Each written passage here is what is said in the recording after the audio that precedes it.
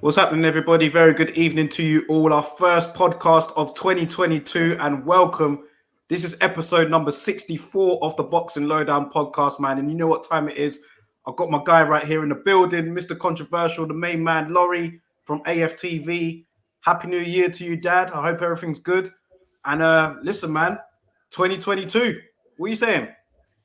2022's got off to a bit of a bang last week, man. I was watching the boxing on New Year's Day, and once again, boxing is providing us with everything it normally does. We're getting our fair share of good fights, fair share of bad fights, and of course, ducking is an issue once again.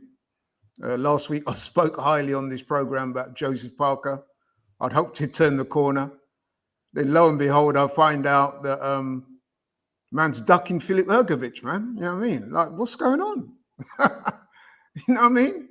It's great. It's a joke, man. Terrible. You know what I mean? You're beating 40-year-old Derek Chisora. We give you props for that. It was a good fight.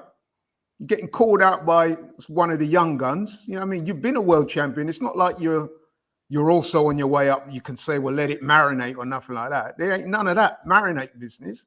Take that fight, man. So you're going to fight next thing. Dominic Brazil? You know what I mean? Like, come on. See, this is why you know what I mean?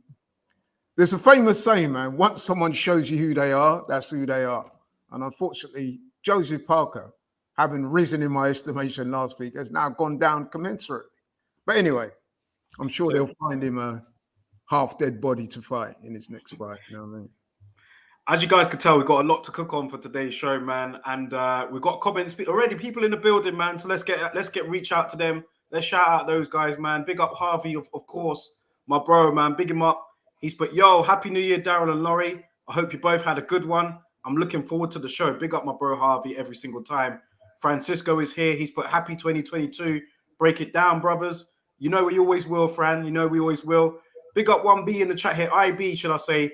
He's put here, what's happening, guys? Hope all is well. I just read that Cash Farouk has retired. Yeah, I saw that just now. Retired? Yeah. It said it was due to some, unforeseen circumstances or something like that. I don't know what it's about. But yeah, as IB is saying here, he's put here, I can't imagine it being anything but being health-related. I wish him all the best. I wanted that McGregor rematch. Yeah, that literally came out about an hour ago. Cash Farouk having to retire, man. I'm shocked. Yeah, I wouldn't want to speculate as to why, but I hope he's okay. I hope everything's well. Maybe it's not. Maybe that's why he's retired. But yeah, I be interested to see what's going on there because he clearly had a future in the game.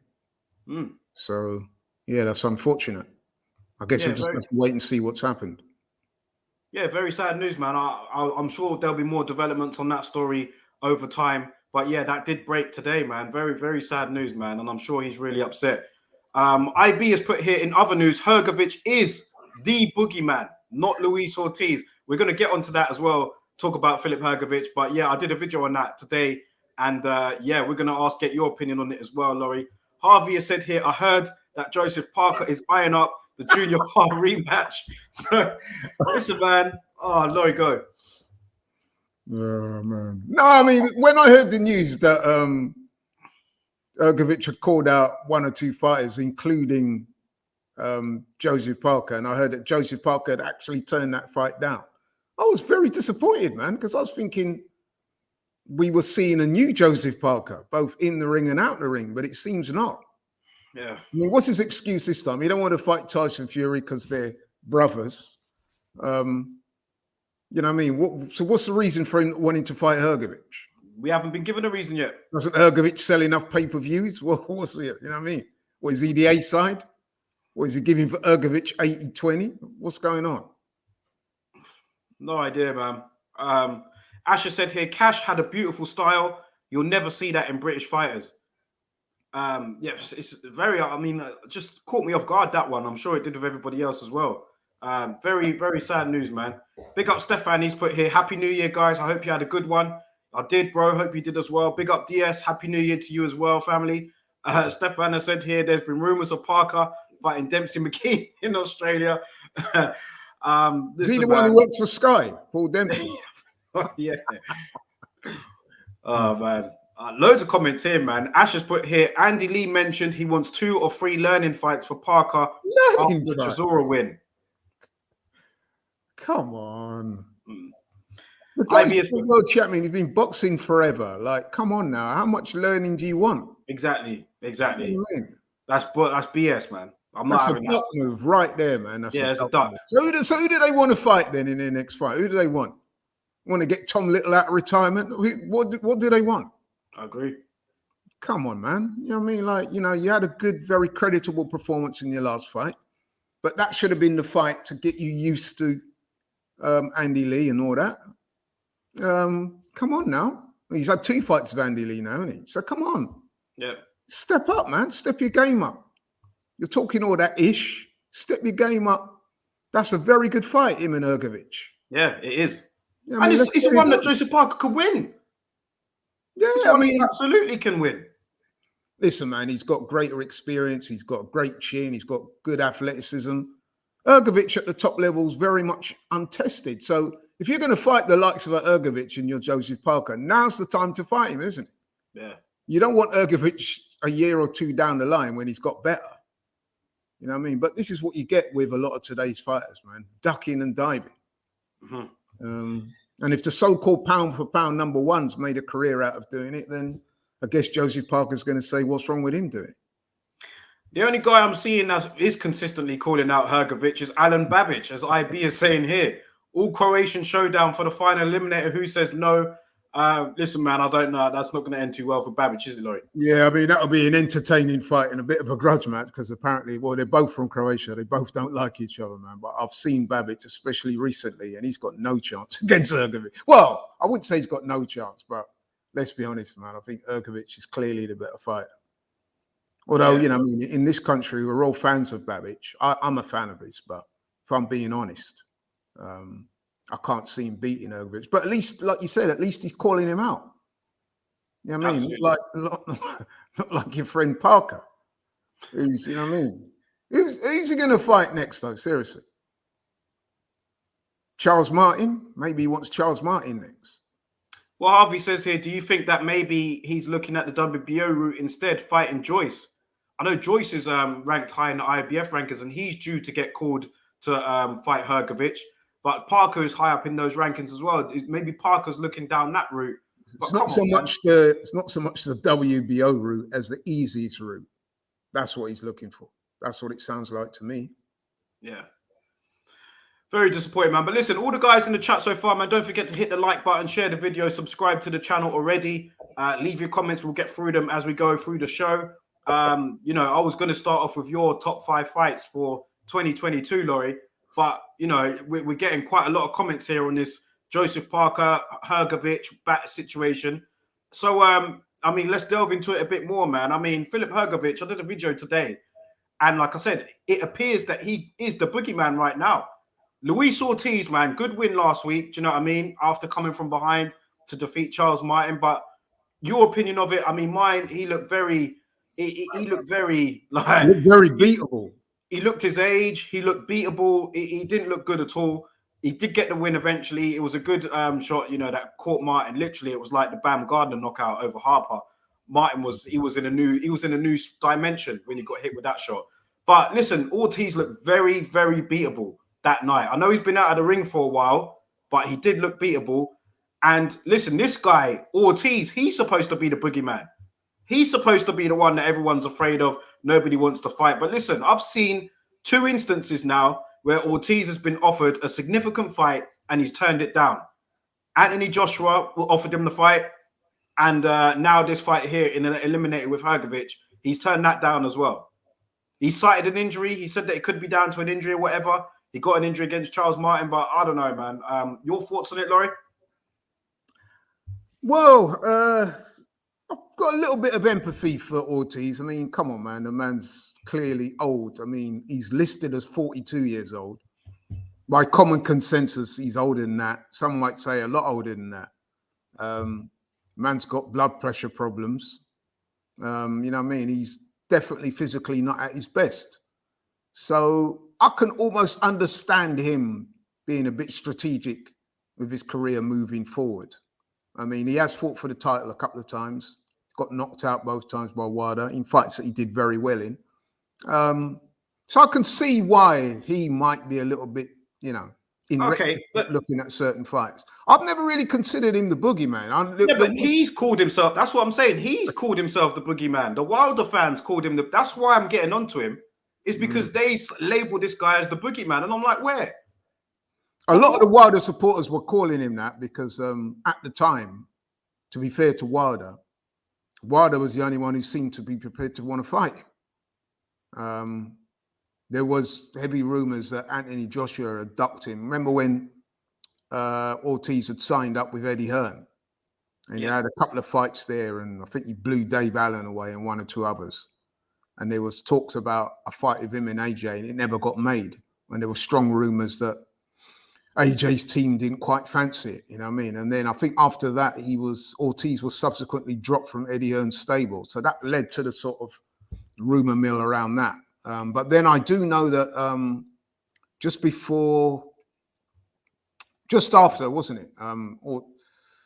AJ was matched with the walk-in pharmacy, and he failed his drugs test. Then after that, they offered the fight to Ortiz at short notice, and apparently he turned it down. Yeah, he said you're the boogeyman, right? I think they were trying to get more money out of the situation, weren't they? Yeah, but I thought you were the boogeyman. Well, yeah, I mean, I don't know. To be fair to Ortiz, though, I don't think he was scared of AJ. I don't. I think that they just got their tactics wrong. They thought that they could, because he was a late replacement, they were angling for a lot more money than what was being offered. And then they found it was soon off the table. I think, from what I understand, Ortiz was a bit upset of his managers because obviously they did the negotiating on his behalf. I'm sure he would have taken that fight. Whether he would have won is a completely different matter. But I'm pretty sure he wasn't scared of AJ. He would definitely have taken that fight. But like I said, I think his management team got the negotiations slightly wrong. They probably thought they were in a better position to negotiate than what they was. This often happens. A fight falls through. They will have 2 or 3 people in mind. They go to the first one. If you don't accept the terms or, something close to it, then they'll probably move on to the next one. That's what happened. And Ruiz ended up getting the fight, and the rest is history. Okay, your thoughts on the fight, though? What, on the Charles Martin fight? Yeah. No, it was a good fight. I was quite entertained by it, man. Fair play to Charles Martin. I thought he was looking good up until when he got hit. I mean, you know what I mean? He was winning. He dropped Ortiz twice. Legitimate knockdowns, both of them, once with a jab. And I have to say, shout out to AJ. That win, was it second round win or first round win against Charles Martin all them years ago? It's starting to look like a good win now, isn't it? Yeah. Because subsequently, Charles Martin has had some good performances against Gerald Washington. Even the loss he had against Kawanaki, he fought well there. And now in Ortiz, the Ortiz fight, he fought well up until getting dropped. So AJ blowing him away is probably going to go down as one of AJ's better wins. It wouldn't have done years ago. He's not in the top 10, is he? Top 15, maybe? Charles Martin is a respected heavyweight. Yeah, okay, I'll say that, yeah. Okay. He was unbeaten. Don't forget, he was unbeaten before AJ fought him. He came over here, he talked a lot of ish, he got smoked, and a lot of people were very dismissive of him. Remember that famous term, I walk this earth like a god? Yeah. And then he got sparked out, and a lot of people said that he quit or he didn't really want it. He didn't fancy it. And there was all them jokes about his shorts and stuff like that. So he's a bit of figure of fun. And then I think, if you remember, after that fight, I think he had a bit of a mental breakdown, didn't he? Yeah, he did, yeah. Yeah. And there was allegations that he was dabbling in drugs and all that type of stuff. But to be fair, he's turned his career around somewhat. He's had a couple of new trainers. I know he was with Kevin Cunningham. Now he's with Manny Robles, and they're doing a good job with him, man. I was impressed with his boxing anyway. But once you get hit with a shot like that, I mean, that was unfortunate for him, isn't it? Because he got hit with that stunner, when you sleep, when you're, when he's standing up. And then it was a bit Larry Holmes-esque, isn't it? Where his hand got caught in the rope. Yeah. So that was a bit unfortunate, So, yeah, it was a decent fight, though. I enjoyed the fight. So with this whole, I mean, Ortiz now apparently suffering a hand injury in that fight against Charles Martin. Not going to take up the Philipp Hergerich fight. That would have been an IBF eliminator. Do you know what I mean? That would have been an eliminator. And we know that the IBF are good at forcing mandatory. So I was quite surprised to see that Ortiz didn't go ahead with that fight against Philipp Hergerich. I wasn't surprised. Why? Because if you've gone life and death with Charles Martin, and then you're up against one of the young, hungry lions, I'm not so sure if that's a good move on his part, is it? Yeah, but it's an eliminator.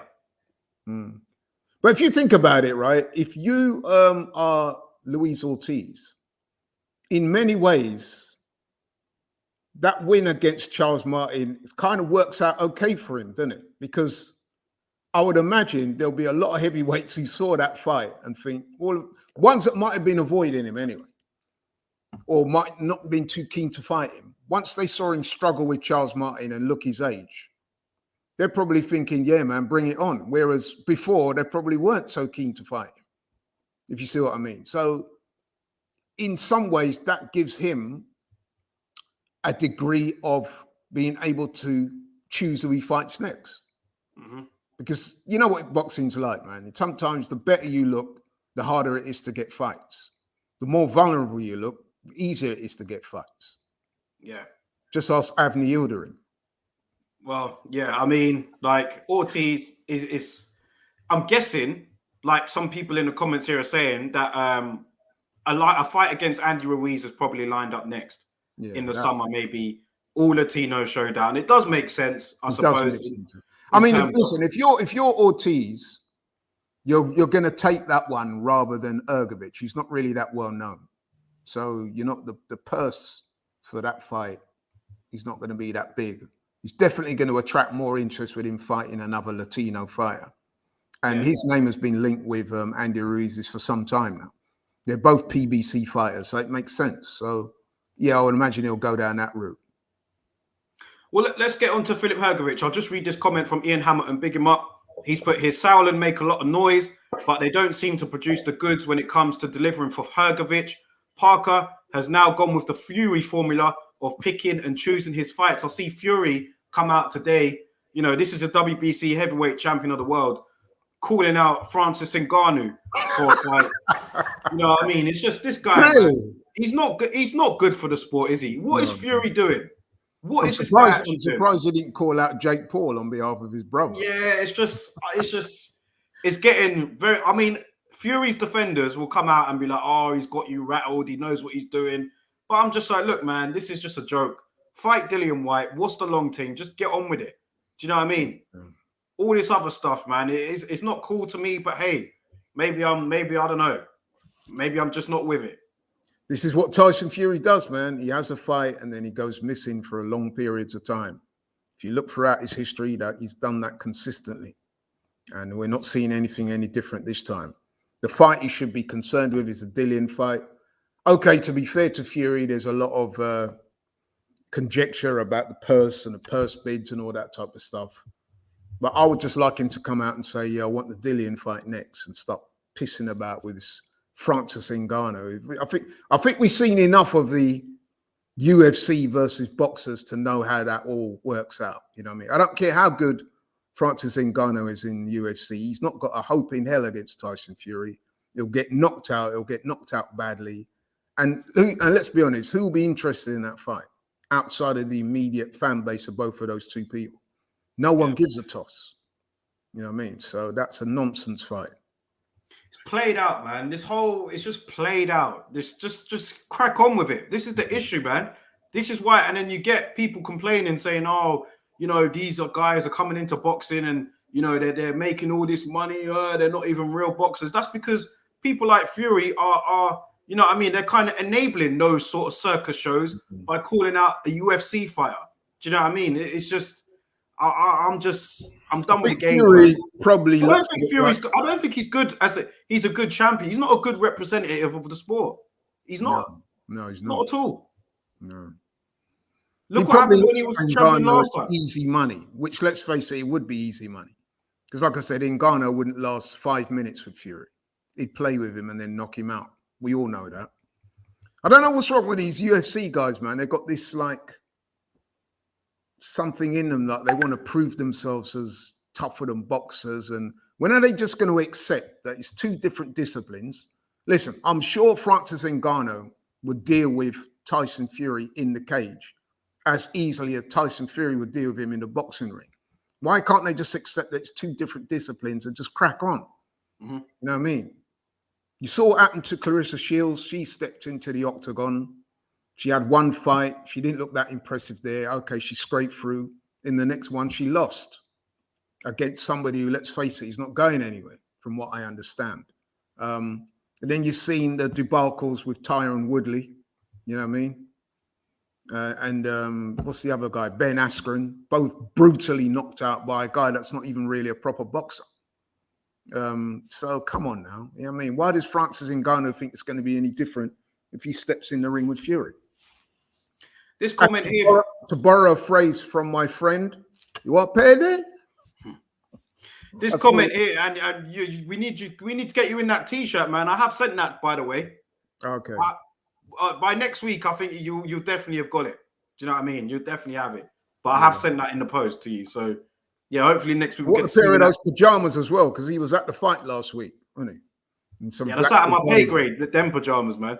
That's out of my pay grade. I want a pair of pajamas. I've got some words for him as well coming up, actually. Canelo, you know what I mean? Some more disappointing developments there. This comment here from Stefan, more disappointing developments. The Sauerlands, they're pissing about with Bradis as well, he says. What's going on with him? Excellent fighter, but he's doing videos about Jake Paul instead of seeking out the Okolie fight. I did a video on this today. Okolie's considering jumping up to heavyweight because he said that he's not getting the sort of opportunities that he wants as a champion at cruiserweight. What is going on with Maris Bradis, man? I mean, I thought that they were negotiating this fight. I mean, if you listen to the Sauerlands and Cali Sauerland in particular, he seems to be throwing shade at Okolie's camp and saying, look, they've been reaching out. They want to fight. I don't know, man. Bradis is another one of these guys, Eastern European guys who, let's be honest, man, pretty much hiding in plain sight. That's why sometimes when those guys win the titles, no disrespect to that part of the world, but it's just the truth, isn't it? Sometimes when those guys win a title and they disappear back to Eastern Europe, you don't hear from them again. They just tend to fight all their fights under the radar. And I can understand they're going to want to have hometown fights, but they also have to realize that the majority of the boxing diaspora is in Western world. So, you know what I mean? Like, if you're going to have those fights, man, unless you're going to put the big money up and get the guys over to Latvia and Germany and Russia and all those types of places, then you're going to have to make the move west. You know what I mean? To Western Europe, to the UK, to America. That's where the big money, that's where the recognition and the big fights are going to be at. Sorry, not many people are going to want to travel to Latvia. That's just facts, bro. You know what I mean? It is what it is. Yeah. Nathan says here, all these guys are businessmen first and foremost. They don't care what we as the fans want. It's like 100% true. It is true. 100% true. Stefan has said here, what does Laurie make of Bob Arum's comments regarding Bivol? Maybe Bivol isn't the one who's been ducking after all. Yeah, what did Bob Arum say? Did he say he wasn't looking at that fight? What did he say about Beterbiev and Bivol? He said something along those lines, didn't he? Listen, Artur Beterbiev is not ducking Dimitri Bivol.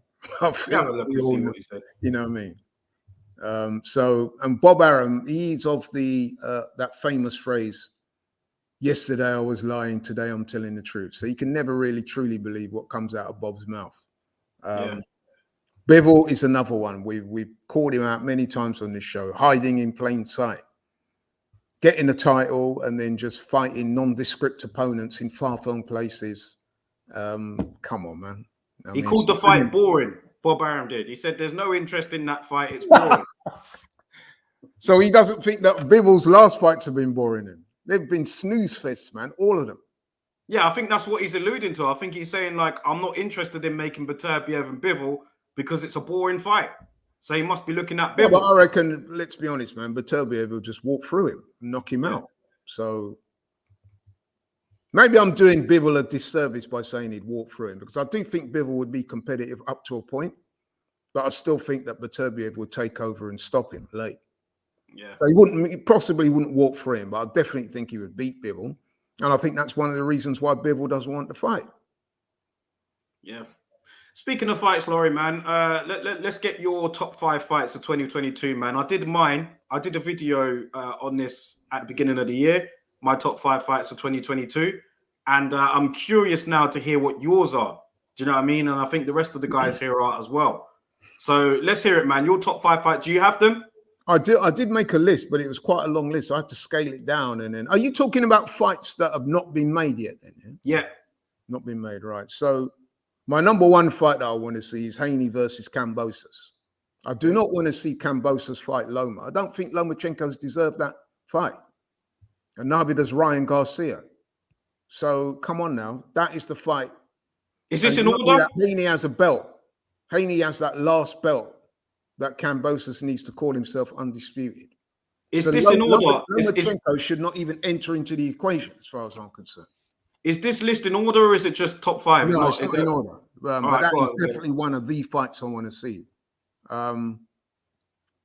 Crawford Spence, but the likelihood of it, I know Spence has been speaking more positively of it in recent weeks about getting that fight done. If he gets through Ugas, he's saying he wants that fight next. So maybe that might happen. That needs to happen. Then I've got, I don't know, Fury Dillian. I'd love to see that fight, man. You know what I mean? That needs to happen as well. I mean, like I said on your show previously, I do think Tyson Fury is a strong favorite, but I do also think that Dillian has a chance. And I think whilst Dillian's in the ring, I think Dillian will bring it. You know what I mean? So I think that would be a very interesting fight. Because let's face it, Tyson Fury has looked good in his last couple of fights, but they've been against Deontay Wilder. We've seen what happens when Tyson Fury is not at his best. He can be touched. You know what I mean? Just remember the fight with Otto Wallin. You know what I mean? So it's not out of the realms of possibility that Dillian could win this fight. You know what I mean? He could open up those cuts over Tyson Fury's eye. He could give him a very uncomfortable night. And Dillian is on the record more than once as saying that he dropped Fury in sparring and he did well against him in sparring. And yes, I know sparring is sparring, but Dillian is confident. It's an all British clash, massive fight. Let's get it on, man. You know what I mean? Let's do it. I'd love to see the Jamel Charlo versus Castagna rematch. I'm not sure if that's been made yet, but I want to see that fight, man. And there's loads of fights. I mean, that was one that I had down as Yard Buatsi. I had down there. And let's face it, man. Canelo versus someone meaningful. You know what I mean? Not Makubu, which is a joke fight, man. Let's be honest. That is a joke fight. One thing I've noticed in recent weeks is that a lot of people are coming out now and saying, come on, man. You know what I mean? This is a joke thing. You know what I mean? So I'm glad that people are actually doing that. You know what I mean? You had your little fanboys who work in the press. You know what I mean? Your Doug Fishers and your Dan Raphaels and your Steve Kims and Gareth A. Davis saying, oh, what a great move this is up to. But people who really know the sport and who are not biased in any way, you know what I mean, who haven't got their head in Canelo's nutsack, we all know that that's a rubbish fight. Mm-hmm. You know what I mean? That's not. No one's interested in that fight, man, apart from the Canelo nut huggers. No one's interested in that fight. That is an easy fight for Canelo.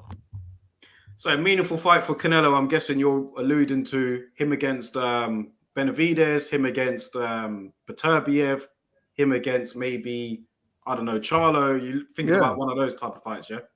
And I'll tell you, to be fair to Canelo, right? I've said this before. To me, he's favourite against Charlo. Even though I'd like to see that fight, I don't think Jamel, not at this stage of Charlo's career. I mean, I saw another video of Charlo the other day. Which one was it? Some video where he's calling out Andre, you know what I mean? Clearly drunk. If not drunk, there's some substance going on there, you know what I mean? Some substance abuse going on there. If it weren't drink, it was something. Mm-hmm. This guy is not the guy he was a few years ago. So if I was Canelo's team, I'd be like, yeah, let's make that fight. because Charlo, as of now, is unbeaten. I don't think he's going to be unbeaten for very long. I think he's ready for he's ready to go. Trust me, the way he lives, you could tell the guy's not focused. You know what I mean? When he's not fighting waiters in restaurants and running up on Jarrett Hurd at other fights and stuff, the man's making videos drunk out of his head, chatting gibberish. If I was Eddie Reynoso and that, I'd be reaching out to Al Heyman and say, yeah, man, let's make that fight, because he's very beatable right now for Canelo, in my view. Yeah, I think Canelo beats him, definitely. Yeah, I think he beats him quite comfortably. He didn't look that good in his last fight either. So the Benavidez fight, I'd love to see that, you know what I mean? But Canelo's on the record as saying before that you don't want to fight no more Mexicans. I mean, joke thing, man. But hey, pound for pound. Oh dear, we've got some bad challenges.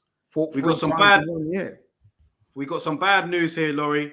Another fight has been called off, according to Ash. He's put here breaking news: Callum Johnson has tested positive for COVID. The fight with Joe Smith Jr. is now off. Let me know where you got that source from. I'm guessing you got it. Yeah, I'm sure it would have been a reliable one, but not good news, man. Again, this COVID situation, man. This is the sort of thing we're going to be dealing with now. You know, this whole COVID thing, and this was a very good fight. I was looking forward to this, man. This would have been an entertaining scrap. Yeah, I wonder if they're going to try and find another opponent, or whether the show will collapse or not. I don't know. Because it's next week, isn't it? Yeah, that's soon, isn't it? That fight. Yeah, so there might be if it's a week or just over a week, they might be able to get somebody to fill in. So Mike Coppinger, if they can find somebody appropriate, somebody that's been in training for a fight, somebody that's obviously good enough to step in. Oh well. Yeah. Disappointing, man. Mike Coppinger's been tweeting it. A replacement is being sought after. The show is still on right now, but I mean, at this stage, I mean, you're not going to get the sort of, do you know what I mean? You're not going to get the sort of fighter that we would have liked to have seen. It's disappointing for Callum Johnson as well, because I know he would have been up for this. I think, to be fair to Callum Johnson, this was seen as his last chance. Yeah, at the top level, because he's not been particularly active, has he? No. So yeah, a lot of people were saying that this was his last chance at the big time. So he's bound to be gutted, man. You know what I mean? So I feel for him, because I was looking forward to that fight, because he did have a puncher's chance. Definitely. He was definitely up against it, because I think Joe Smith Jr. is a very good fighter, and he's fighting in his hometown. So it would have been difficult, but Callum Johnson, man, he's also a big puncher. He's also a very tough guy, durable. Did well against Beterbiev while it lasted.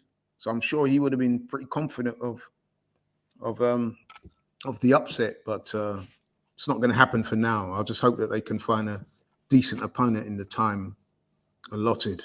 So yeah.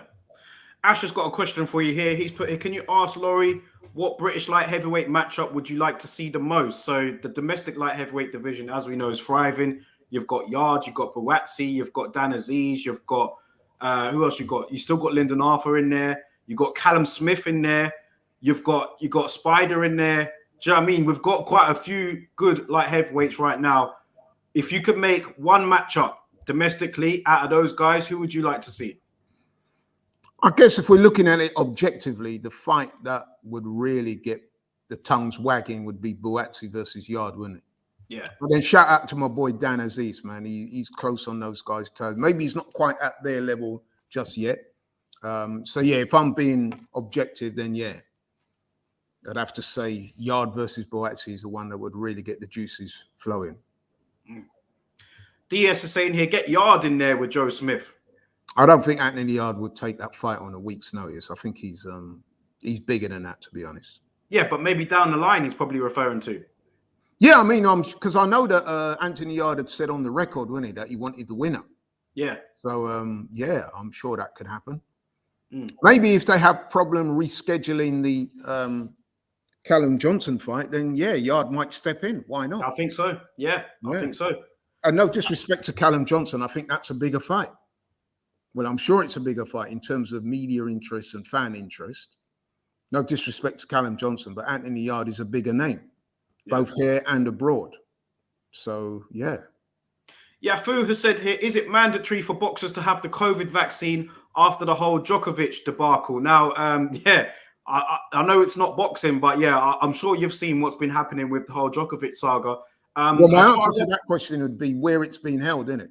Yeah. So if there's a title fight. So, for example, Cambosis, if he defends his title in Australia against Devin Haney, if that fight's going to happen in Australia, then I don't know if Devin Haney's been vaccinated, but you would have to just to gain entry. But I'm not sure if those strict rules apply elsewhere like that.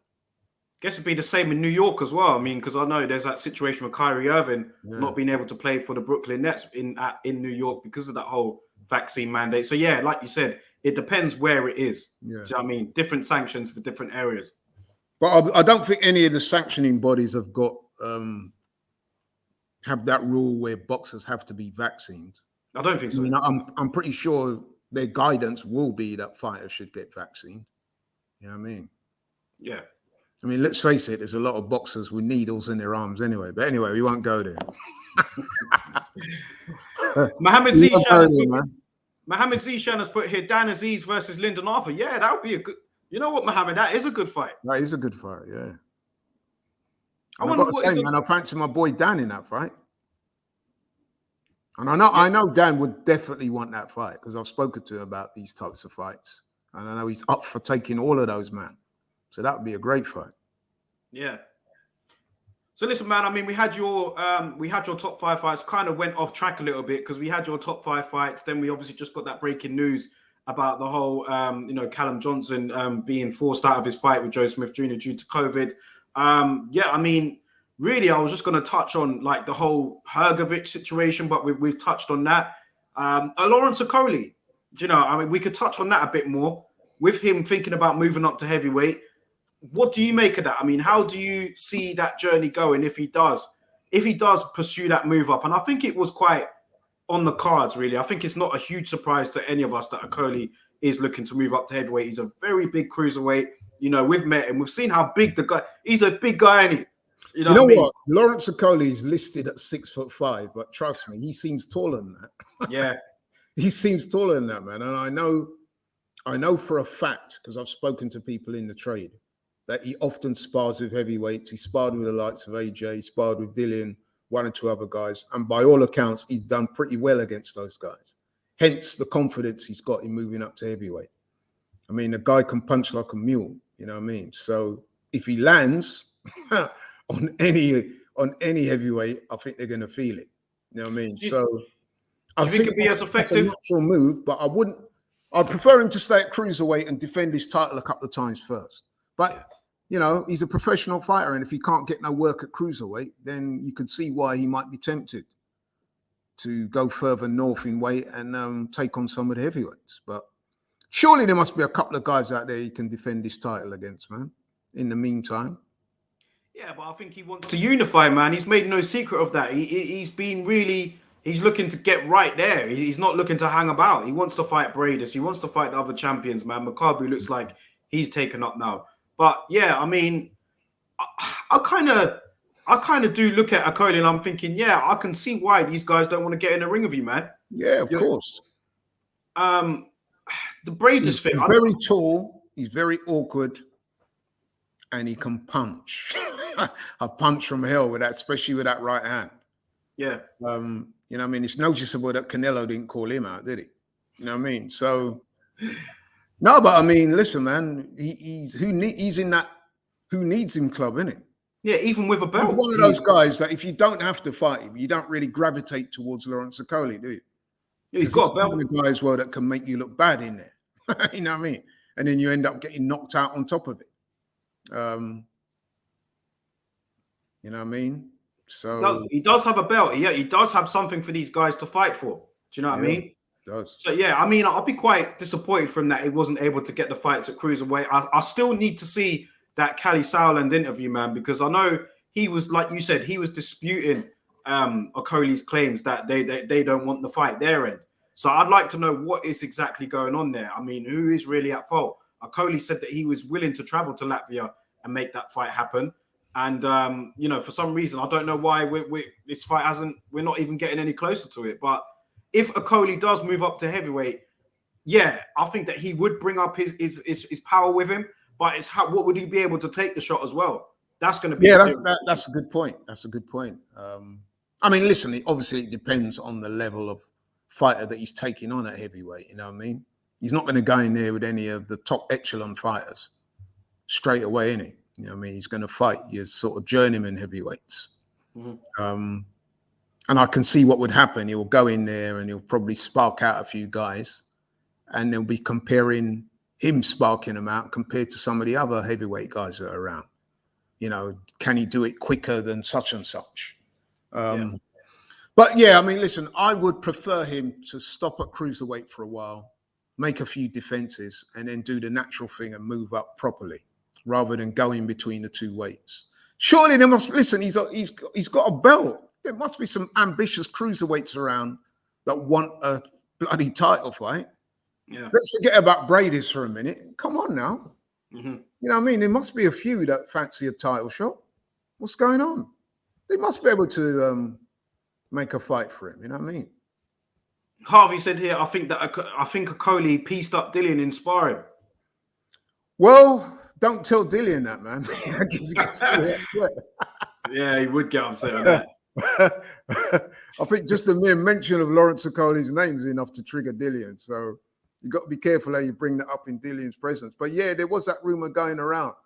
And I know from speaking to one or two people that he did very well against Anthony Joshua as well, who subsequently signed him up, hasn't he? Yeah. He signed him up. So listen, man, I've heard certain stories, and you know what I mean, I wouldn't really dispute them, man, because you could see the guy's a murderous puncher at cruiserweight. So that, you know what I mean, the heavyweights are a bit slower. They're a bit bigger, but they're also slower. And by virtue of being slower, they're probably a little bit easier for him to land on. So you could see why he would be a threat, man. It would create a lot of noise, man. It's a glamour division heavyweight. Maybe he might stop at bridgerweight. Hey. Yeah, well, that's even less glamorous than cruiserweight. You know what I mean? So that's the problem. Yeah. Ian Hamilton said what he should have done, he should have been a bit naughty and called out Canelo. Well, he's not going to do that after that tweet he sent out to Canelo. Well, when he see, he's after a pair of pajamas as well, it seems. Yeah. You just have to admit, Laurie, Canelo is that guy, man. He's that guy in boxing. He is. Well, it was interesting that Canelo actually showed up at someone else's fight at the weekend, didn't he? He's there supporting his boy Frank Sanchez. He's there to support his stablemate. Yeah, put me to sleep that fight, though. Oh, man, I've got to say, I was one of those that got egg on my face because I've been singing, you know, innit, the praises of Frank Sanchez. I've been high on him. And listen, I still am quite high on him, man, but that fight, man, seriously, that was, I found it really difficult to stay awake through that fight, man. I mean, come on, man. Huey Fury stopped Christian Hammer, man. I mean, come on. Why are you not? This was similar to the Bivol situation. Yeah. This is similar to Bivol. So what? We need you to get onto Frank Sanchez like that. No, but then to be fair to Frank Sanchez, in his last fight, he was up against a supposed killer in F.A. Hrgovic, and he boxed brilliantly, dropped him, and he dominated him, and it was an excellent win. So going into this fight with Hammer, when I saw he was fighting Christian Hammer, who incidentally, and fair play to Hammer, who was a tough dude, he took the fight on about a week's notice, didn't he? Mm. So I'm thinking, yeah, man, this is just an opportunity for Frank Sanchez to just let his hands go, get Christian Hammer out of there in a few rounds, and then start calling out the big boys. We had to sit through 10 rounds of just jab and grab, wasn't it? Yeah. It was horrible, man. It was horrible. And a lot of the blame has to be apportioned to Frank Sanchez. I'm sorry. Listen, Christian Hammer, you can't blame him, man. He took the fight on a few days' notice. You know what I mean? He probably was enjoying Christmas with his wife and kids. He got the call. He said, yeah, man, I'll take it. You know what I mean? I've just spent a load of money buying my family Christmas presents. This will be a nice little earner for me. You know what I mean? He stepped into that fight thinking, yeah, I'm just going to try and go the distance. Do you know that apparently they said that his punch output is the lowest on record? Yeah. The stats have been recorded. I think he landed just 20 odd punches in 10 rounds. So they're saying for a 10-round fight, that is the lowest ever recorded. And I think that shows you the level of ambition he had to win. He was simply there to survive. He doesn't want to get stopped because A, it don't look good on his record, and B, if you get stopped, then you get an automatic suspension. Yeah. Christian Hammer's at that stage in his career now. He's pretty much a journeyman, really, isn't he? He's a glorified journeyman. He's still got a bit of a name, but he's a glorified journeyman. And so he thought, yeah, man, I'll just put the earmuffs up and then just fiddle my way through the fight. So the emphasis was on Frank Sanchez to go out there, man, let his hands go. You know what I mean? He had his stablemate there and the pound for pound best in the world watching. You know what I mean? He had the eyes of the world on him because, you know, that was the only fight on that night. And he let us down, man. And I'm sure Canelo wouldn't say it publicly, but I'm sure Canelo probably felt a bit let down as well because it was awful. Yeah, it was poor. Frank Sanchez was just allowing himself to be held. He didn't want to let his hands go, and he was treated like an amateur fight. Mm-hmm. And I think, I don't want to throw shade on Cuban boxing, man, because I love the Cuban fighters. But there's two things that they've got to start to realize. One, especially these Cubans that are expat guys who've been living in America for God knows how long. They've got to start learning to communicate in the native tongue. So, for example, Frank Sanchez, Ortiz, Ugas, Rigondeaux, all of these guys, they've been in America from way back. I think in Ortiz's case, he's been here at least 10 years. Similar to Sanchez and all these guys. Why can't they communicate in English? You know what I mean? I mean, look at Canelo's learned English. He could speak English, you know what I mean? And I think they don't realize, man, but these types of things does not help them from a marketing perspective. Right? Yeah. So then that's a downer. And then you go in there and you perform like that. People don't want to see you racking up points against Christian Hammer, bro. They want to see you knock him out or stop him or at least drop him once or twice, or, you know what I mean? You're punishing the guy to the extent where the referee says, that's it, no mass. You know what I mean? It was awful. It really was, man. You know what I mean?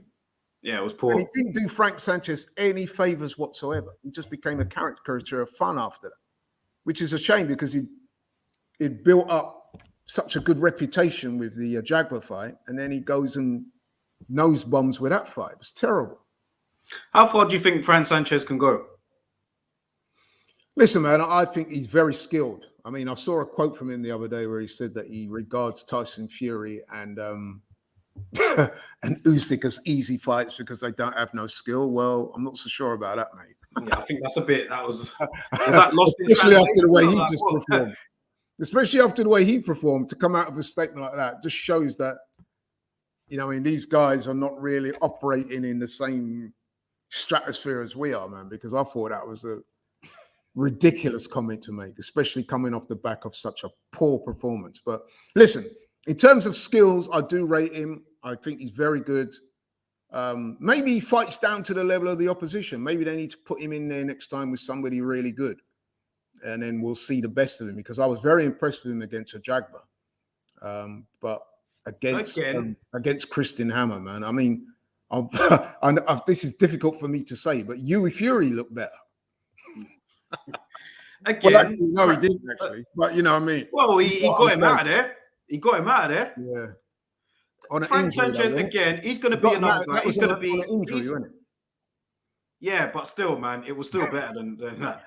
But listen, Frank Sanchez, he's going to be another guy that's going to be in the Who Needs Him club, like Luis Ortiz was. Do you know what I mean? Unless you're either talking a lot of shit and you're getting out there and you're trying to fight. I mean, you're not gonna get these opportunities, man.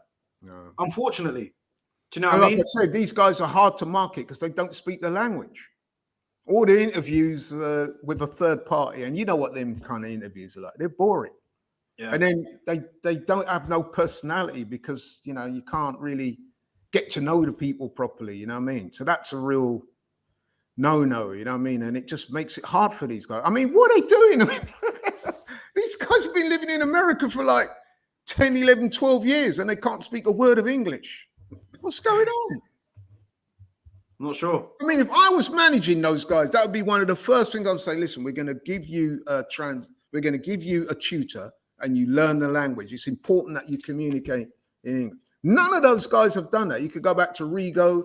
You could go back to Erislandy Lara. You know what I mean? I think the only one of those Cuban fighters that's ever bothered to speak the language, I think, was the bantamweight, Joel Casamayor, years ago. Yeah, good fighter. A very good fighter. And they all come over here with excellent amateur pedigree.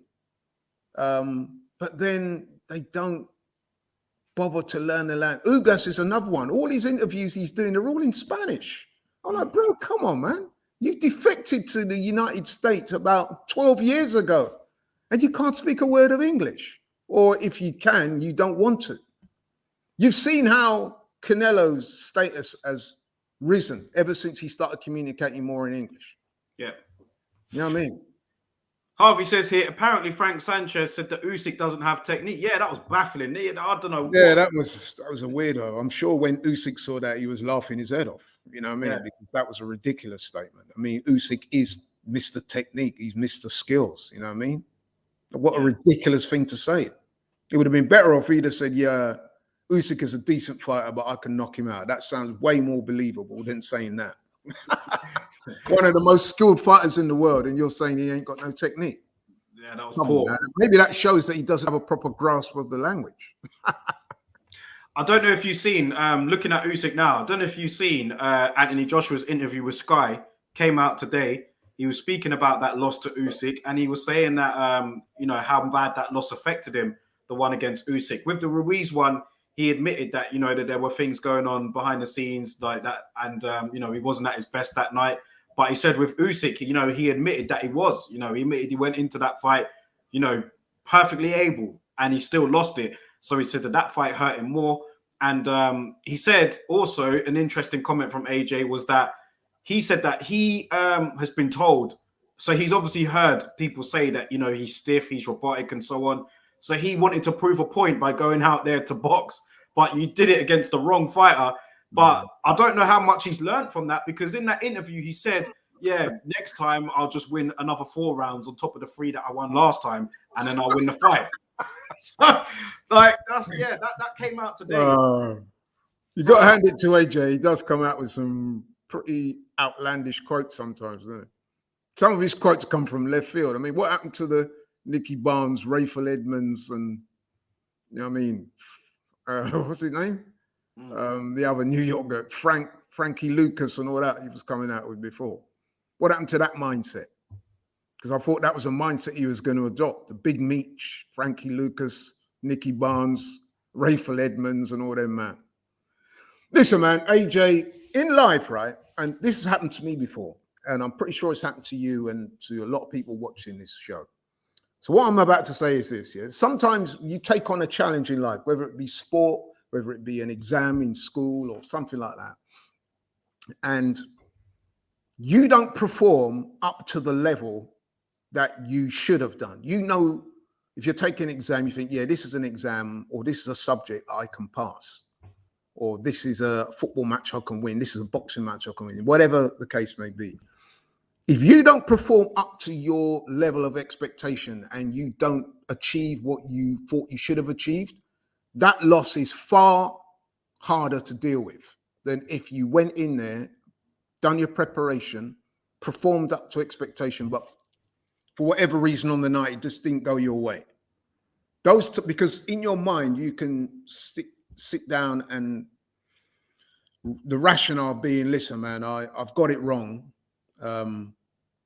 Next time, my approach will be better. But to go into a fight like that and get the tactics completely wrong like that, and to get soundly beaten, that must have been very hard for him to take. I mean, with the Ruiz fight, there were strong rumors. We all heard them about AJ being concussed in the lead into the fight. There was lots of things going on. So we knew, without making too many excuses for him, and to be fair, AJ never made too many excuses for him, and I give him a lot of credit for that. But you only had to watch that fight with Ruiz to see that AJ, there was something wrong with him. Yeah. So that was why I was confident in the rematch he could win. When he fought Usyk, that was always going to be a hard fight. It was always going to be a challenging fight for him. But everybody said, in order for you to beat Usyk, you're the bigger, you're the stronger man with a heavier punch. You need to impose your size and your will on this guy. And he never did that. The tactics were completely wrong. So then subsequently you get beaten, and well beaten at that. You nearly got stopped in that last round. In the immediate aftermath, it might not resonate too much, but in the cold light of day, or even when you're going to bed at night, he must have been rolling around in his bed, man, thinking, shit, man, I've got that all wrong. Well, has he learned from that though? Because he said in that last sentence, it was 9 rounds to 3 last time. All I got to do is win another 4 next time. I'm like, bro, yeah, it's not that easy though, is it? It's really not. Maybe he's bluffing. Could be bluffing. Maybe, although as well, you also do have to be careful when your whole tactics is to try and knock or stop somebody. Because a lot of times I hear fighters say, I'm going to go in there and knock him out. And then if they don't get the knockout, you can see there's no alternative game plan. So then you just fizzle out after a few rounds. And let's be honest, man, Usyk has a very good chin. You know what I mean? So there's no guarantees you're going to knock him out. Yeah. So maybe he can beat Usyk on points, but if he does beat Usyk on points, it's going to have to be from a far more aggressive standpoint. Standing off and throwing jabs and all that and allowing yourself to be countered all night. That's not going to work. He's going to have to take the fight to Usyk. He's going to have to back him up. He's going to have to go to the body. He's going to have to hurt him and impose his physicality on the guy. You know what I mean? He's not going to beat Usyk off on the back foot or boxing at range or anything like that. He's going to have to get in there, man, and make it very, very uncomfortable for Usyk. And even then, it's not a guarantee he's going to win because people have tried that with Usyk all his career. Yeah. And he's unbeaten, you know what I mean? So, you know what I mean? It's a very hard job. And then you also got to take into account that with Usyk, let's face it, man, he won the first fight fairly comfortably, didn't he? You can imagine what that's done for his confidence level.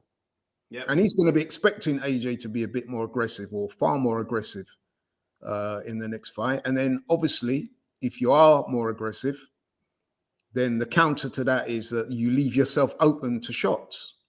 Yeah. So it's going to be a very difficult night for AJ, man. Very difficult. I mean, I'm not ruling out a win because, especially with heavyweights, one punch can either knock a man out or change the nature of the fight dramatically. I mean, look at last week. After 5 or so rounds, it was looking like Ortiz was about to age overnight and get knocked out. He got knocked down by a jab in a round or so before he ended that fight. But then he came back and landed that big shot on Martin and the fight changed straight away. So that's the kind of thing that AJ should be looking at and thinking, listen, I need to land clean on this guy. Yeah. See where it takes us. Yeah. Because Usyk did say, didn't he? Sorry to interrupt though. Usyk did say that he felt AJ's power in that first fight and he was buzzed a few times. So if he's gone on the record as having said that, you know that that's true because boxers normally don't like to admit stuff like that. Got a great point here from Ian Hamilton. Just going back to your point about Cuban fighters not speaking English. Ian Hamilton says here, to be fair, Usyk doesn't speak fluent English, but it's more his charisma and character that gets over. That's very true because his interviews are actually very entertaining. Even maybe it's the translator, you know, his promoter in there. But you mean I think that his interviews are entertaining, so I get what he's saying. But what he says here at the end here, he says, personally, I think that those Cubans can't be bothered to speak the language. Yeah. And with respect to Ian, he makes a very good point. But I would also point out to him that the difference between Usyk and those guys is Usyk lives in Ukraine. These guys have relocated to America. So you should be able to communicate in the native tongue. So if I, for example, was boxing and I decided to further my career, say, for example, I'm going to move to France or to Mexico, yeah? At some point, I'm going to, especially if I'm intending to stay there, like these guys have relocated there. It's not just they're there for a couple of years. They actually live in that country. It's incumbent upon them to learn the language, surely. Not just from a fighting perspective. What do they do when they go to the shops then? Yeah, but in that area where they live, though, in that area of Florida, because that's where a lot of them are based, that is a heavily Latino area, isn't it? They've got in Florida. Yeah, you're right. That's a good point because I've been to Miami a few times. So have you, and you know that there's lots of Cubans there, a lot of Spanish-speaking people that live in Miami. But even so, man, I mean, come on, you've been there like 10 plus years now, and the fact that you can't speak any English suggests to me that, like Ian says, you just can't be bothered. And I would also say as well, I have heard Usyk give interviews in English. Yeah. Okay, he's broken English, but he speaks more English than Luis Ortiz and all those guys do. Yeah. I think it's shameful. I really do. I think it's a big part of why those guys are not more marketable, because all the interviews are in Spanish, and there's that delay while some guy. You know what I mean? Like, come on now. It's a great point. It's a very good. You're right. And it's one of the main reasons why these guys are not more marketable. And then on top of that, Luis Ortiz probably being one of the few exceptions, actually, to be fair to him. A lot of their fights, it's too technical. They're far too content to rack up the points like an amateur, like what Sanchez was doing last time. He's probably thinking, yeah, I'm winning. I'm not losing. He didn't lose any rounds. He didn't come close to losing any rounds. So in his mind, he's thinking, yeah, job done. Yeah, job done as far as winning the fight's concerned. But potential fan base, they're watching. Listen, imagine that, right? I'm chatting up. I'm bigging up Frank Sanchez to you. Say you'd never seen him right now. And I'm bigging up Frank. I say, listen, you got to see this guy, Frank Sanchez. You wait till he fights like Christian Hammer. I guarantee he's not going past 3 rounds. I watched him in his last fight. This guy's a star. And then he goes and drops a bomb like that. You think, oh, come on, man. You know what I mean? That's why people are bloody going over to UFC and watching the likes of Jake Paul. Yeah. You know what I mean? Because you're bigging up guys like Frank Sanchez saying this is the future of the heavyweight division. And then he goes and drops a real stinker like that. Man's looking at me like a fool and say, yeah, Laurie, I thought you was there on Darrow's show talking about how great this guy is. That was a terrible fight, man. What's up with boxing? And I have to say, well, boy. And then on top of that, in the interview, the man can't speak a word of English. Total turn off. And that's just been real. That's just been real, man. No, you're right. There's a lot of comments here with regards to AJ in the interview. Let's get through them, man.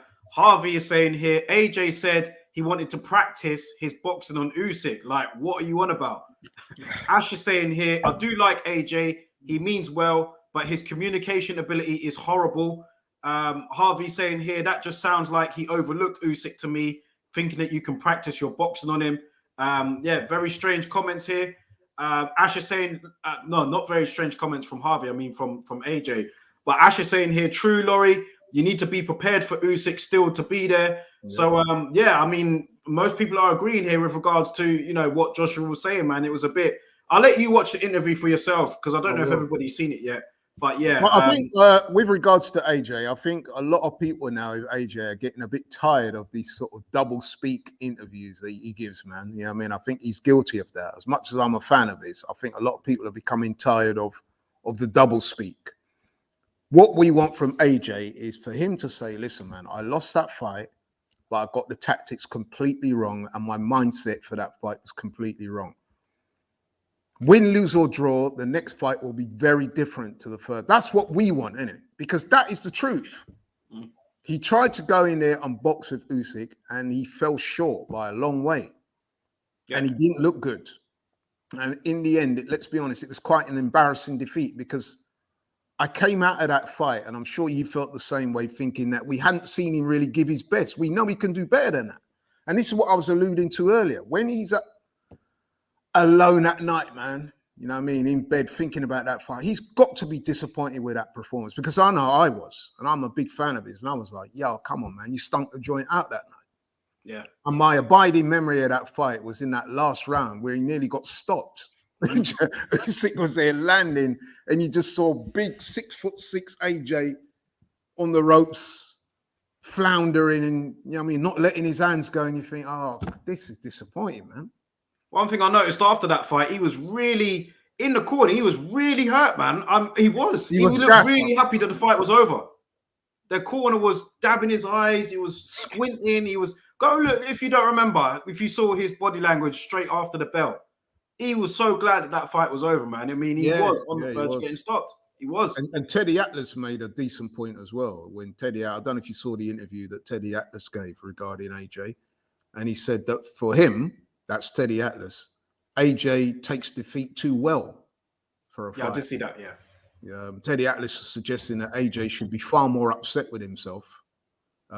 He said it's one thing for you to accept defeat and accept that the other man was the better man on the night. but you need to be a bit introverted and say, listen, man, I got it completely wrong. And that's what I would like AJ to do. All this stuff about I need to win 4 more rounds, nonsense. What we want is for AJ to acknowledge that the mentality, the mindset, and the tactics were all completely wrong. I'm not saying he should blame the trainers because it's a collective thing. You can't just blame the trainers because AJ was in there. It's down to him as well. And like I said, win, lose, or draw, it's going to be a completely different fight next time around. And if I get my tactics right, or if I fight the way I know I can fight, I'll beat Usyk. That's what we want to hear. Yeah, that's what I want to. I don't want to hear about, and this time instead of winning 3 rounds, I'm going to win 7-5 on, because that doesn't really stack up right, does it? No. That's not what we want, because that sounds like, you're just going to try and nick rounds. And I don't think that's possible, to be honest. Big up Dave Boy Green here. He's put Happy New Year. Great show. Happy New Year to you, Dave. Thank you for joining. I'm not sure if you're new, but subscribe if you haven't already. Big up to everybody watching so far, leaving comments. Francisco has said here, with regards to your point about the English-speaking Cubans, he's put here, or the lack of it, he's put in learning English would help, but there's tens of millions of Spanish speakers in the US. Of course, Francisco is in the US. And he said here, people from Latin America or Latin descent, Cuban boxers seem to be okay with just appealing to that market. Well, maybe they are. Obviously they are, Francisco. You're obviously right. But what I'm saying is that's an error, because what about all the people from over the pond like us? Not just in this country, but in Europe. Let's face it, man, English is one of the most spoken, if not the most spoken language across the world. So think of how many more fans these guys could get if they were able to communicate in English. And listen, I've spoken to quite a few people about this, and a lot of people feel the same way. These guys are hurting their brand by not being able to communicate properly. Yeah. You know what I mean? So that's my personal opinion anyway. Harvey saying here, I see Usyk stopping AJ this time, round 8-11. Could you see Usyk stopping AJ? Is that a possibility? It's a possibility because it nearly stopped him last time. But listen, I honestly think, and I'm not capping now because I'm an AJ fan, although I will qualify what I'm saying by saying I'm an AJ fan. For those who don't know already, I'm sure they do. I think if AJ adopts a different mindset and adopts a different training regime that will allow him to prepare for a fight of this magnitude, I think that he can win against Usyk. However, it's got to be a totally different mindset and approach to the last one. I mean, if you remember in the first fight, he came in smiling, taking pictures, selfies on the way to the ring, which I thought was bizarre. And like I said, I was just disappointed with that whole night. He's got to be far more focused, far more aggressive if he's going to get any change out of Usyk. And even then, it's not a cert that he's going to win. Yeah. So he's up against it for sure. I think his career's on the line, because if he suffers another bad, I wouldn't say, listen, if he loses to Usyk again and the manner of the defeat is more acceptable, then I think you could say, listen, man, maybe Usyk's got his number, because let's face it, that can happen in boxing. No matter how good you are, there's going to be some guys you just can't beat. Remember Thomas Hearns, he lost to Iran Barkley twice. You know what I mean? Didn't mean to say that Thomas Hearns not a great fighter. He's one of the all-time greats. So, if he loses to Usyk again, it could be argued that, listen, man, Usyk's a bit like Wilder. Fury, I didn't want to admit it at the time, but in retrospect, Fury is just, he beats Wilder 9 times out of 10. Yeah. It could be one of them with Usyk and AJ, but I do believe that he does have a chance if he gets the tactics right. Well, it'll be a far better and more interesting fight, don't you think, if he does go in different tactics? Because like I said, you could see last time, a couple of times when he did land on Usyk, he more than got his attention. Usyk was forced to back off, and Usyk did look quite marked up at the end of the night. It's like what DS is saying here. He's saying the biggest change for AJ he needs in this rematch is his mindset. Basically what you just said. It's like he didn't have any belief, even when Usyk was visibly hurt on a couple of occasions. Yeah. You could see in that fight at times that AJ was second guessing himself. Shall I move in for the kill, or shall I just rely on the jab? And then he would throw these tentative jabs out, and he would get countered because Usyk's footwork and range of distance is so brilliant that he was able to just time AJ and outbox him. And at times he was doing it fairly comfortably, which is the worrying thing. We saw worryingly him going into the ring that night, you know what I mean, asking Clifton Mitchell, you know, what to do. That was very surprising, man. That was bizarre. That was bizarre, man. It was bizarre. We saw that in the Ruiz fight as well. Yeah. When he was saying to Robert McCracken, why do I feel like this? You know what I mean? I mean, AJ's got some like nuanced sort of behaviors, hasn't he? Mm. You know what I mean? Listen, I don't want to diss the guy, man, because I do like him, but yeah, does have some strange behavior sometimes. Yeah, man. he's got these little idiosyncrasies that you make you think, it's a bit weird. But hey, man, I mean, I'm not knocking him too much. You know what I mean? He's still a very, very good fighter, and he is capable of beating Usyk, in my opinion. But he's got to come different in a rematch, bro. That's for sure. Because what he did last time, that ain't going to work next time. We all know that. And I think deep down he should know that as well.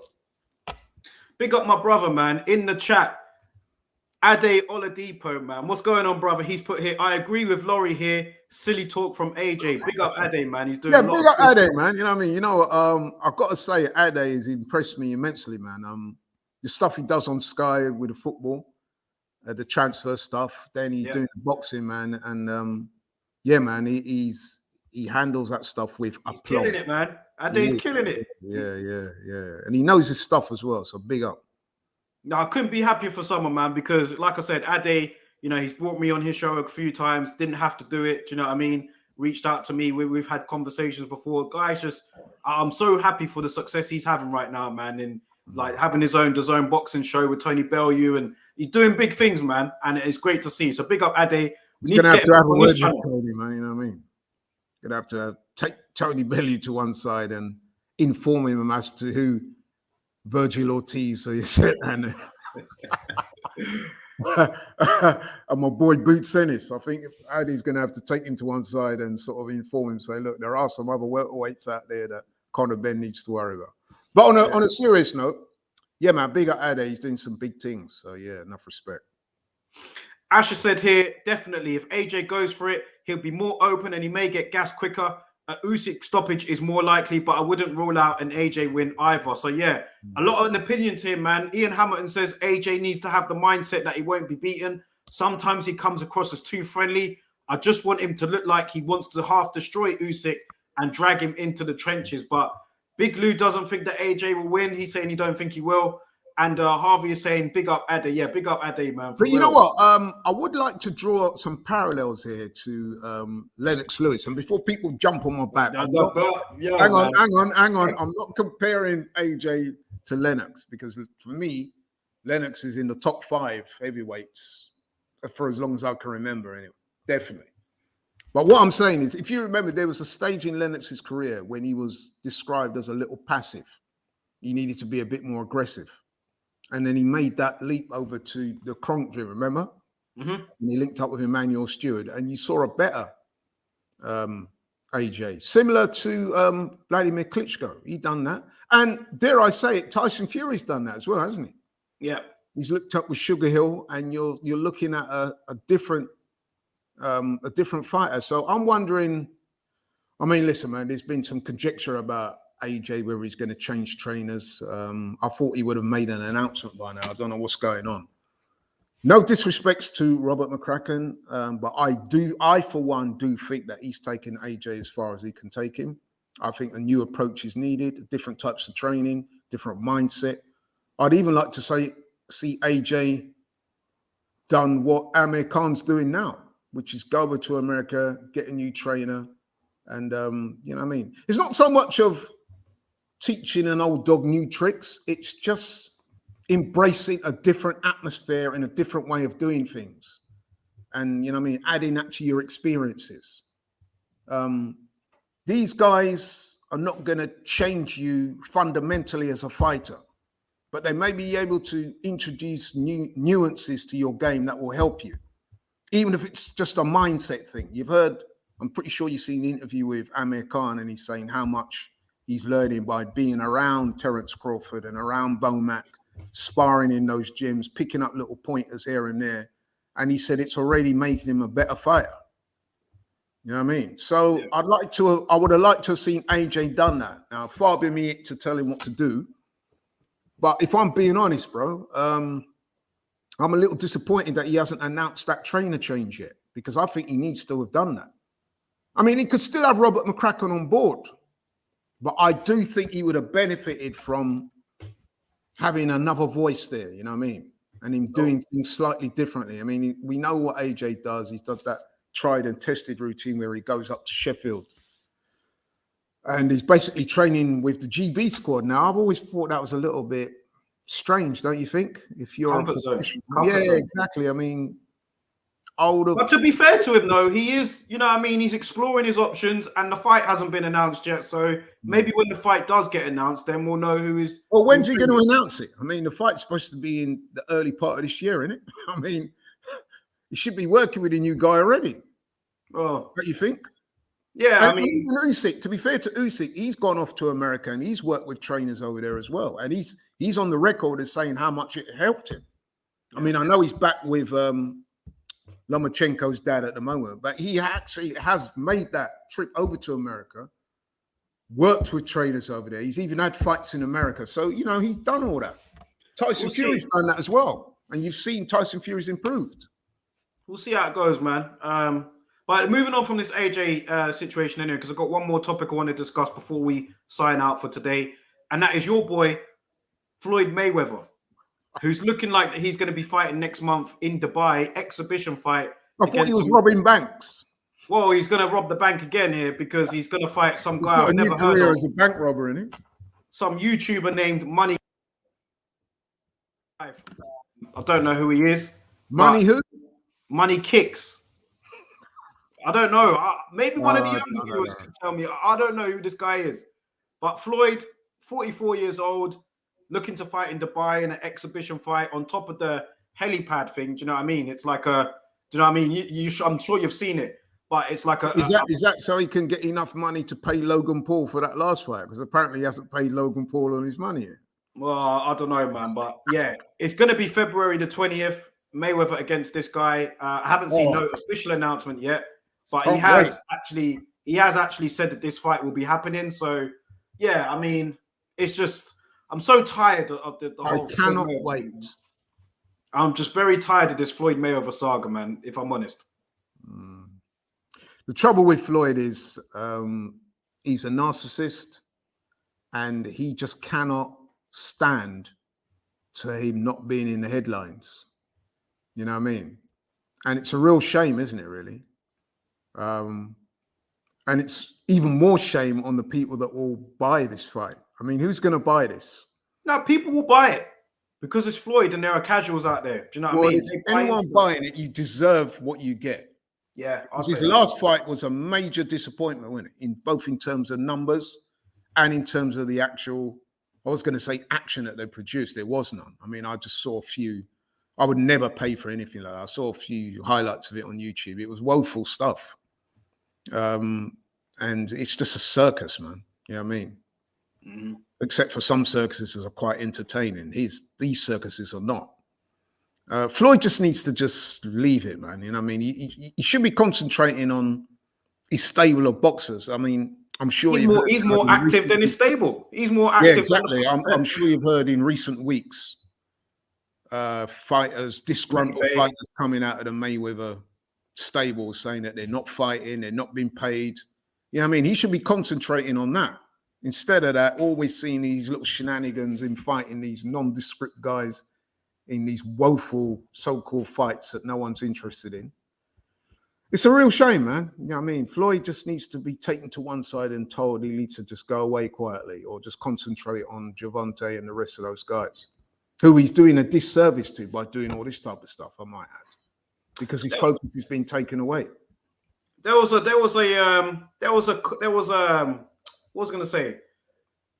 comment that I received this week. I think it was on the video that I put out, or it might have been on Twitter somewhere, but somebody said to me that Mayweather is in danger, as great of a fighter as he is, he's in danger of being remembered by the people today as just this kind of exhibition type guy. Like, he's not going to be remembered for what he should be remembered for. Do you see that as a possibility? I think that is a possibility now, yeah. Because I mean, listen, with the Conor McGregor fight, there was interest in that, and it did do well at the box office, and it was quite an entertaining fight. It was, a meeting of boxing and UFC. It was one of the first ones, and it did capture the attention of the global market. So I'll give him that. That one did work for him, even though at the time, and I did boycott it, although I later watched the fight. So he got away with that. But then since then, it's been downhill from there. Remember that joke of a fight he had in Japan when he fought some kickboxer guy there? That was pretty funny. I'm not going to lie, man. Yeah, I mean, and the trouble with Floyd is that he's such a narcissist that he believes his own hype, doesn't he? He, for one, will never think that, it's anything other than, he thinks what he's doing is some big thing. So much so that he's got the temerity to say to people, I robbed the bank, and say it with a straight face in front of people.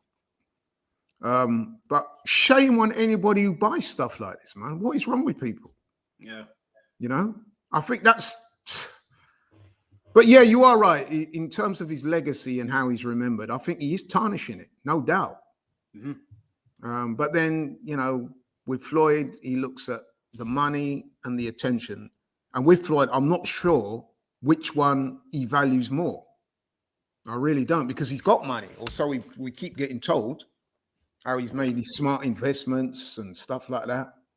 And yet you're back in the ring every 6 months. Mm-hmm. So woeful, man, woeful. I think it's embarrassing, but it's not going to stop him, is it? No. Harvey's saying here, I think he hates not being in the spotlight. And exactly, I think that's what it comes down to. He was talked about and being on top for so long. He hates that it's not him anymore. You can tell the way how he's always talking about Canelo. Well, you can tell just by when Gervonta Davis fights and Floyd is sat next to him. All Floyd does is talk about himself. Seriously, when he's sat next to, I always feel sorry for Gervonta, because let's face it, Gervonta's not the most articulate boxer going anyway. He could probably use more practice on these types of things. And then you get Floyd and Leonard Allaby sat next to him, and they just chat shit. And you get Gervonta in the middle.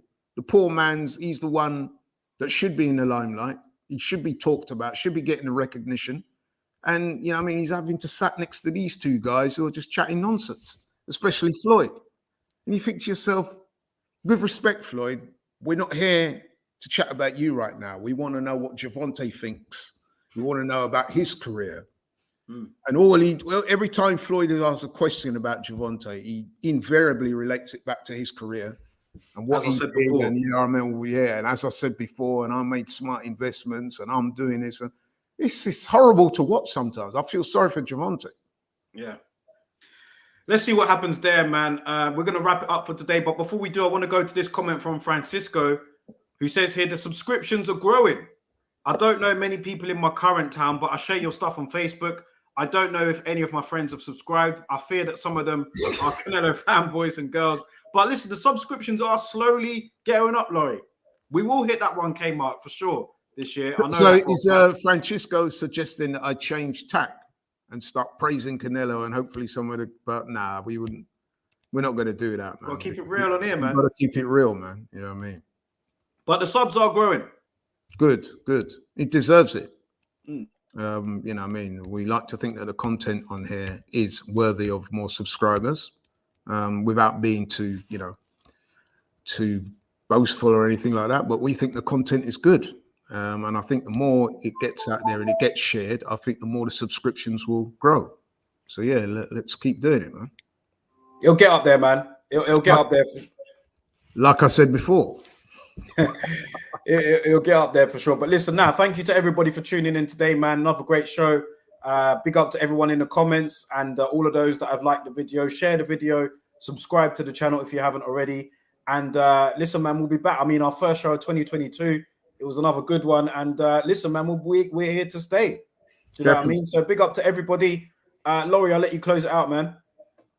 Listen, man, thanks very much for coming on your show and allow me to indulge my passion for boxing, which I love to do. To everybody watching out there, thanks, man. Like, share, subscribe, share the video, and let's get these subscriptions up. Big up to everybody, man. Have a good evening, and we'll catch you all next week, man. Peace out.